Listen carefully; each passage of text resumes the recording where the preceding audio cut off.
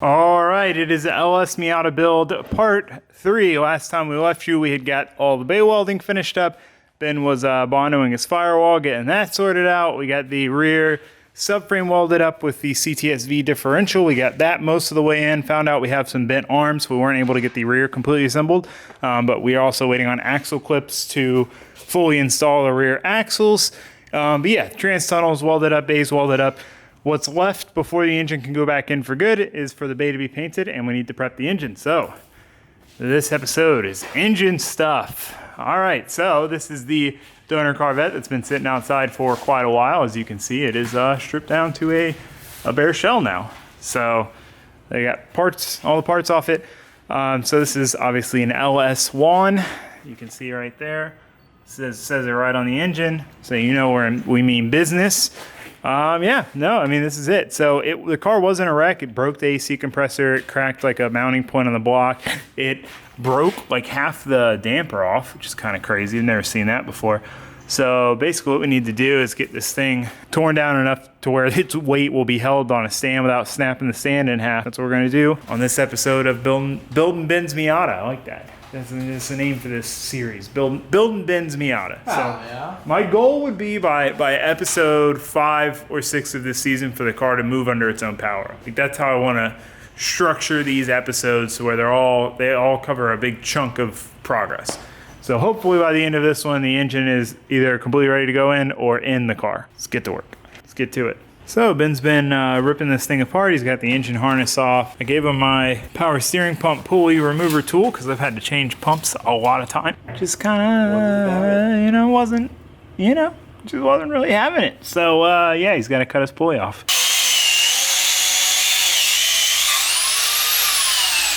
Smell of burning plastic in the shop with a cool breeze, man. It's beginning to feel a lot like Christmas.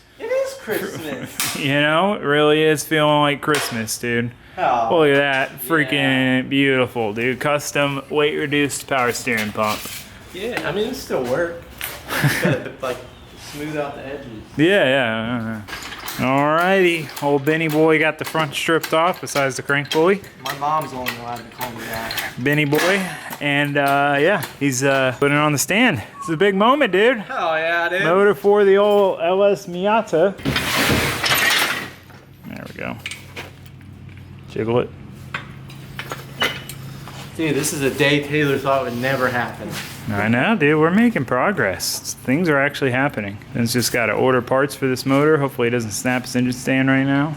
All right, Ben's giving the old girl, an oven cleaner bath here. Oh, yeah? It's so satisfying, too, watching it just get foamed up. I feel like sometimes it just runs off.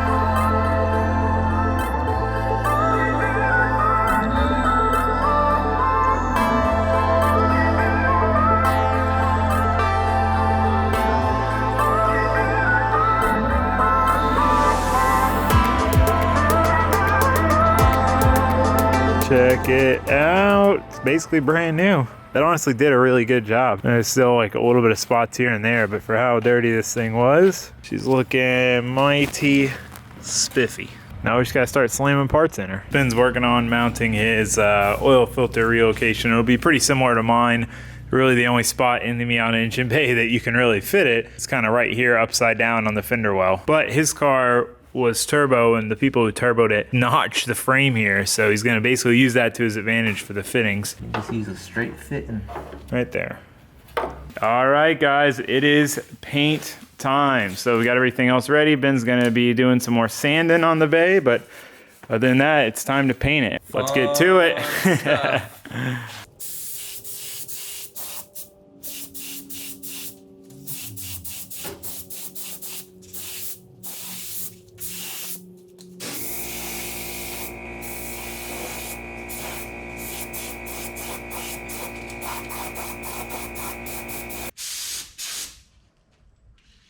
All right, first coat is on. There's a couple problem areas. I had the same issue on my core support when Adam painted my bay. It just peeled up. Our guess is just that it's like so dirty there or something, but we had the literally the exact same problem on my core support when we painted my bay. Went a little heavy on the coats there and got a little runny boy. And of course, because we've talked about this before, like it's an engine bay, like it doesn't really matter, it doesn't have to be perfect, but it's like the one big flat spot that you're gonna see because like nothing's gonna go there. So he's gonna sand that down, and try to do another coat or two. It's definitely a really nice color. This is the color that the car is gonna be as well. This same blue. This is the same blue that his other car used to be, or this car used to be.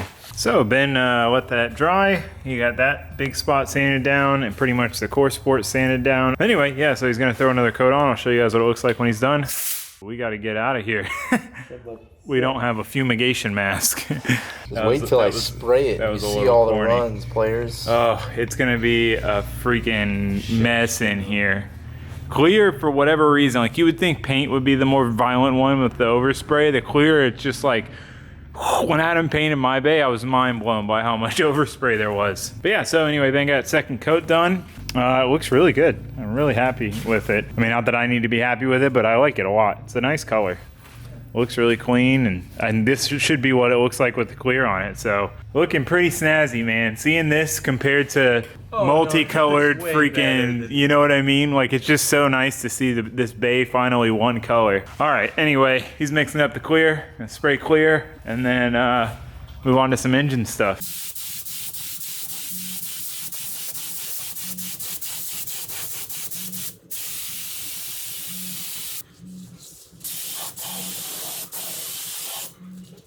Clear coat's on, looks super solid. So the bay is painted, which is very exciting.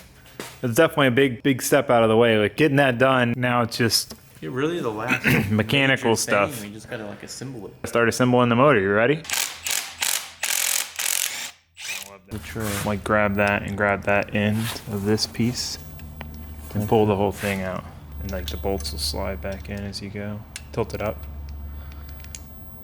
Boom. Look at that. I haven't opened this motor yet, but man, it's clean in here. Because this is normally the dirty side, because this is where the PCV is on this side. Like on my motor, this, both of them, this is like dark black. And on this motor, it's like a nice gold. This is a healthy boy. Oh, yeah. So now that we've got the bay together and ready to go, painted, cleaned up, all of that stuff, there's not any more prep and fab work to do to the bay or the trans tunnel or anything. It's time to get the motor ready to go in. So we're just kind of doing a basic refresh and upgrade on this thing. So we're doing a cam, valve springs, trunnion upgrade, new gaskets, and then we're also upgrading to LS7 style lifters because this is an LS1, so this would have the older design lifter in it, which those can have issues. I know I've seen them eat the roller tips and then eats your cam and stuff. The new one's like $100. It's a worthwhile upgrade. So anyway, we're doing that. Head gaskets because you got to pull the heads off to do those, and yeah, cleaning everything up. New oil pan gasket, and let her rip. So you guys have seen me do this a bunch of times. If you haven't, I have like probably 2 video series that are pretty detailed on this. So we won't go too crazy into detail, but we'll try to cover it. So anyway, Ben's doing the tuning upgrade now. I'll show you guys what that is. If you are going to rev it high and constantly be at high RPM like we are, a rumble limiter. Hold on, let me grab you a stock. So this is the stock rocker arm setup. You can see there's no clips there or anything. The caps are just pressed in. And then there's loose needle bearings in between the cap and the center section here that bolts to the tray. So what can happen is that cap can rattle its way off, and then one, you have a bad rocker arm bouncing around, but that's not the end of your problem, is now you got a bunch of metal pieces all throughout your motor because they're tiny and will go through your oil passages. So not good, not good. So Ben's doing the same one I did. He actually ordered the brass one and ended up, they sent him the wrong one, but it's been great on my car, so I'm sure it's fine. But basically this is a bare rocker arm with everything pressed out of it. Then you have your 2 bearings. Uses like kind of a slightly larger shaft, a different bolt, C-clips on the ends to keep the bearings from being able to walk out. So it's just a much more secure method. So what I'm doing is I'm taking them apart. You can kind of see why these are dangerous because these caps fall off and then these little needle bearings just go everywhere. So anyway, while I'm taking them apart, I'm getting them cleaned up and then Ben's putting them together. So conveniently, today's video sponsored by none other than the Blaster Corporation. So you may be familiar with PB Blaster. You should be familiar with PB Blaster, the penetrating oil. Everyone should have this in their garage. But They also make a lot of other stuff. Let me show you. So we got their parts wash solvent. This stuff is amazing. I try to keep a gallon of it around because it is usually the only thing that'll get that like soaked in grime off of stuff that you just can't get with normal degreasers. We've also got their brake clean. I've been using this stuff for the past couple of days and have had a lot of luck with it. I'll show you guys how it works and why I like it in a second. First, we need to get these parts soaking. So let's pour this into a container and get our parts in there. Toss the rock arms in. Guess I could probably fit 4 in there. You can already see this stuff floating off of them. This one's pretty dirty. This is a little rusty. I'm making that as a spare. Yeah, nasty. So we got those soaking. You can see how cloudy it's gotten. It's obviously doing its job. This is meant to go in like an actual parts washer where you would be spraying the parts down, but I've used it like this and just let stuff soak in it and used a wire brush if I have to, and it's always done the trick for me. So while that's soaking, let's try out the brake cleaner. It doesn't smell so strong that you feel like you're gonna die. The other cheaper stuff, I just end up choking myself out. It's so bad. So that's the brake clean. I mean, pretty much everything I've used from the Blaster Corp has been awesome. You know, it's like they actually put a lot of thought and time into making their product better than the competitors. That's what it seems like to me as the end user. So anyway, let's get these out, see how they look. I just wanted to get them decently clean. Look at that one, dude. That thing looks brand new. Look at that. Can you see that? Ah, that was the rusty one too. I can't believe that one got so clean. You've got the 2 that had darker deposits on them, but you can see that there's no more residue on them. Like that's all just staining that's into the casting. You know, it's soaked into the porosity of the casting. And then this one that had exterior stuff like the rust, look at that. I mean, it literally all came right off. This one looks brand new. All right, well, I'm gonna keep slamming these rock arms through the parts washer solvent, getting them cleaned up so Ben can get them assembled and put together with the new trunnion upgrade. But I just wanna say a huge thank you to Blaster Corp for sponsoring this video. They've been an awesome company to work with. I mean, it's amazing because I've been using this stuff for 10 years now. I've had great luck with all of their products that I've tried. It's just so cool to work with a company who I've used their stuff since I started working on cars, you know? So huge thanks to them. If you don't have normal PB, if you haven't tried any of the new stuff, I definitely suggest giving it a shot. Give it a shot. Let me know what you think in the comments below. But for now, I'm gonna get back to cleaning.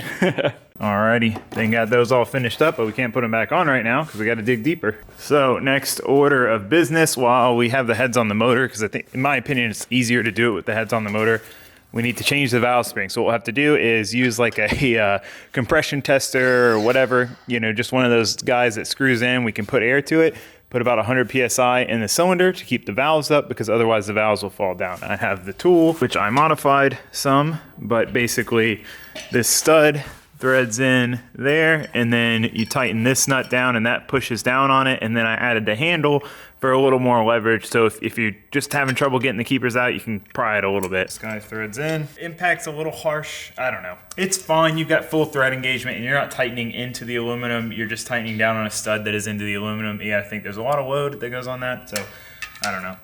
It does sketch me out a little bit though, so I don't go too crazy, but we need to put air in it. Spark plug socket.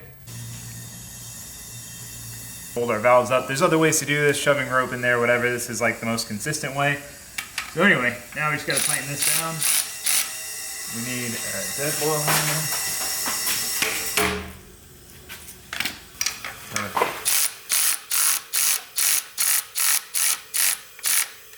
So basically now, we've got these 2 keepers here that we need to get out. I use a magnet, and I guess I don't need one for these because they're easy. I got it. So you pull the keepers out, and then you can see there's nothing to hold the valve spring to the stem anymore. Now we just loosen this up.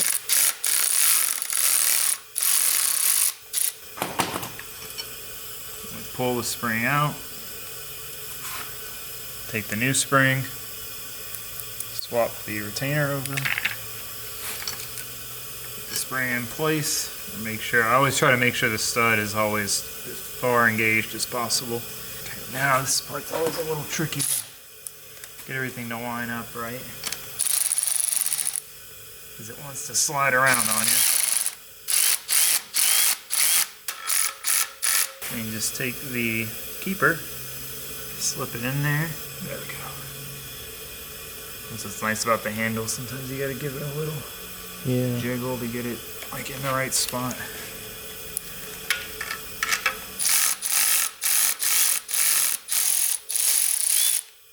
done. One down, 15 to go. Yeah, that's the only hard part about doing valve springs on an OS is just how many of them there are. I'll coach you through it, and then you'll be able to take a rip on your own while I work on my intake. Might have to jiggle to get that one in. Hell yeah. Successfully did it. First valve spring replacement. He's gonna do that another 14 times, and then we can move on to the next part of the project. Oh, fun stuff, man. Fun stuff. I'm working on getting a C6 intake back on my Miata. Mine broke, and I'm using a C5 one, and it fits terribly, and I can't use the stock boot, and it's a mess. So I'm making some brackets to hold my K&N filter in. Got my little brackets made. The drill hole being the perfect size to where once the threads are in, the bolts don't really want to fall out, which is how it is designed, like from the factory. But anyway, got those in. Holding the air filter nice and tight. We're good there. I've still got a couple little things to do to that intake, like put this intake air temp sensor in, but you can see my old intake. I put this on 10 months ago and was like, oh, I'm just gonna do this for now so I can drive it. I'm gonna immediately order another C6 one instead of the C5 one. 10 months later, I'm finally getting around to changing it. So it's just funny how that works. Like if something works or works okay, it's hard to force yourself to change it. But this thing always falls out of this coupler and it's super annoying. So I'm really glad we're gonna be fixing that. Ben already called it a night. I'm usually the last one out here. Anyway, he got his valve springs done. All of his valve springs are in. Went smoothly. It's nice since I've done a lot of this stuff before. It's easy for me to just be like, hey, do X, Y, and Z, and he can blast through it quick. So tomorrow we will pull the heads off. We will pull the timing cover off, do the cam and bottom end and the rest of that stuff. So I'm gonna go ahead and get this intake on. I'll show you guys that before I call it a night. So this is what we had before. Junk. This is what we have now. Just fits like 100 times better, both, you know, with the bumper on, like the way it looks and the way it fits, and with it off, like fits way better. But anyway, this isn't about my car. This is about Ben's car. I just want to show you guys my intake change because it's one of those things, man. I've been putting it off for a year, and I'm finally getting around to doing it. All right, so Ben's been working hard, getting the engine torn down, which is I'm so easy with an LS. So this is your first LS you've worked on. Thoughts? Yeah, that's super easy. It's just such an easy engine to work on. They're great. So now it's about time to pull the cam out, doing the old cam swap. So the reason for flipping the motor is so that the lifters don't fall down, and which honestly wouldn't even matter for us because we have the heads off when we're changing the lifters. That would just be a problem if you weren't taking the heads off. But regardless, flip it upside down, don't have to worry about the lifters falling out. So now we just gotta pull the front cover off, timing stuff off, and yank the cam out. Don't let her rip, dude.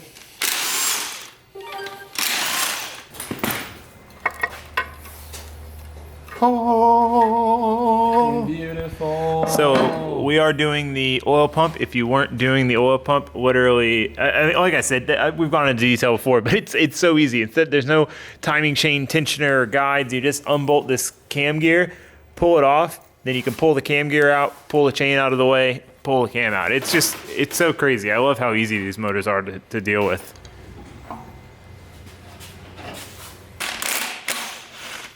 But yeah, you can do that too. And it's all, you know. You're gonna have to give it a little bit of effort.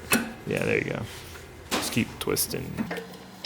Probably the gentlest Taylor's ever seen. I know, dude. I'm like about to push you out of the way and yank that thing out. Boom, son, cams out. Wow, hype. I'm just kidding. Oh yeah, dude. OSHA-approved footwear. Your OSHA-approved footwear. Do we need lube? Yes, I know I'm running low, but I should have enough to get us through the cam. Don't look at him. I'm not. So the sloppy mechanics thing is, oh, he's looking at him. You're not supposed to look at him. I want my car to run, Taylor. You're not supposed to look at him. If you look at him, they'll be bad. Dude, my car runs. I didn't look at my cam bearings. I mean, I don't even know what cam bearings do, so it's fine. For 3,000. Yeah, so Ben, I have the sloppy stage 2 cam, which is just a cheap Elgin cam that works really good. It's kind of a good all-around cam. But since Ben has a 5.7 instead of a 5.3 like me, he can take advantage of a bigger cam. Like basically that sloppy stage 2 won't be as aggressive on the larger displacement engine. So he went to sloppy stage 3, which is just a little bit more duration, same lift. And basically the same valve springs and everything, just a little more duration, so she'll be a little choppier. Yeah, we just want her to chop. Yeah, I mean, that's really the only reason I put a cam in my car. I mean, now I know how much power it can handle and that it could have more power and be fine, but I just did it because I was like... Do I lube everything? Yeah, just go hard and run a strip, and then I was like swirl it around. No, just go straight, like from front to back, and then just like squish it around in your hands, basically. So now just reverse process, obviously. You think it took a long time to come out? Yeah. Boom. That's it. We only nicked it once. New cam is in. Just got to reverse the order with some new parts. New cam cover, new oil pump. Well, you went with a high pressure, right? Yeah, high pressure, normal volume. No, normal volume. The high volume pumps, a lot of you already know this, but they can suck the pan dry. So high pressure, normal volume, etc. Fun stuff, man. Timing these motors is also pretty simple. There is one timing mark on the crank, one timing mark on the cam gear. Basically just kind of get the cam lined up with the dowel and everything, and then just hook the chain on. Alrighty, well, oil pump is on. Good to go there. So we need to change the lifters, which will be really quick and easy. It's a good thing we are though, because you can see we're also changing the trays, and you can see, you know, there's a little movement in that one, which is normal, but then look at this one. A lot of movement. You know, not really a big deal because it's just holding them from twisting, but I mean, that does seem like a lot of play. I don't remember any of mine having that much play in them. So got LS7 lifters, which is the updated style, and new trays because it's cheap insurance. I have had a friend break one of these trays on his truck, and it was not good. Ate a lifter, ate a cam lobe, ate stuff. Oh, hell yeah. All of them came out with it. That was easy. New trays, new lifters. Lube them up, throw them in. LS7, dude. LS7 lifters. Titanium. No, I'm just kidding. They're not titanium. This is gonna be It's gonna be way faster with the LS7 lifters. That's out of a 427, you know? freaking 7 liters, dude. That. Fresh lifters, fresh trays.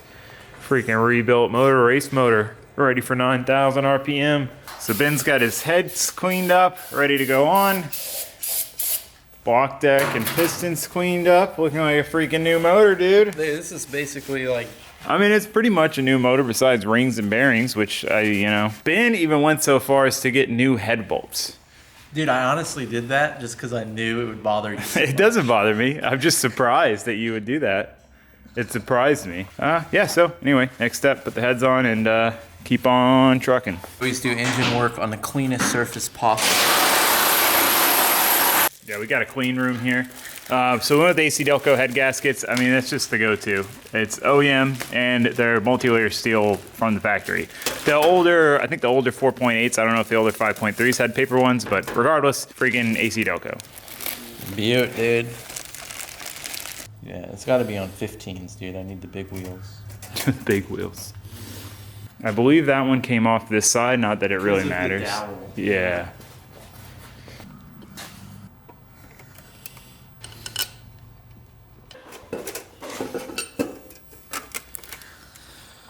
Trick is you make sure to like ding them up when you put them on. Of course, yeah. No, and you got to brake clean them and then grab the face of them with your hands. Yes. To make sure you get the oil from your hands to transfer over correctly. Yes. Very important. All right, heads are on. We just gotta throw the head bolts in, torque them down. Brand new Lingenfelter head bolts. Already got stuff on them. You don't need this. You don't need my stuff. Well, I think it's only they've got enough like for one head. They've right? got some anti-seize. That looks like it's only enough for one head.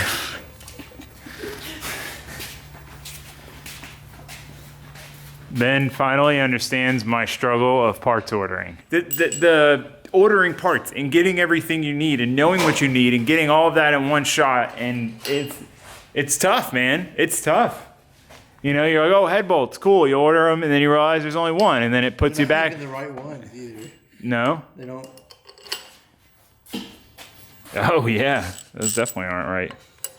I have some if you want them. Unless you want to order new ones, it's up to you. Like I said, I'm sorry for ever making fun of you for not having all this stuff. Dude, I'm saying it's tough. Dude, I made lists. I freaking. That's what I'm saying. It doesn't matter how hard you try, you still miss stuff. It's just like pulling a motor out. Like no matter how hard you try and how many times you've done it, you always forget like one thing. Head studs, if we don't know what motor they fit, just hit up Taylor Ray. It's weird because they look right. It's so weird. I ordered them on, Let me see. LS1. Oh, they're too short. Yeah. Mine are way longer. Like Yeah. Yeah. Maybe you ordered them for like an LS7 and it has like a shorter head deck or something. I don't know. Anyway, I mean, I'm happy with the progress we made. With that delay, we got to wait for new head bolts to come in. It is the struggle of building cars, man. This is like honestly one of the hardest parts. It's just making sure you have everything, and then when you get the wrong stuff, you plan for that day to do this, and then now you can't do it because you don't have the right stuff. You got to wait to order it, So anyway, that is where we're gonna end this. But next episode, finish up the heads, get the motor finished assembled, just front rear cover, pan, clutch on, trans on, in the car, in the bay. That is the plan. We might even have the Holly by then. Who knows, we might be able to start it next episode. So should be also making a lot of progress next episode, but that is going to be it for this one. Thanks for watching. Thanks for subscribing. I'll see you guys next time. Goodbye.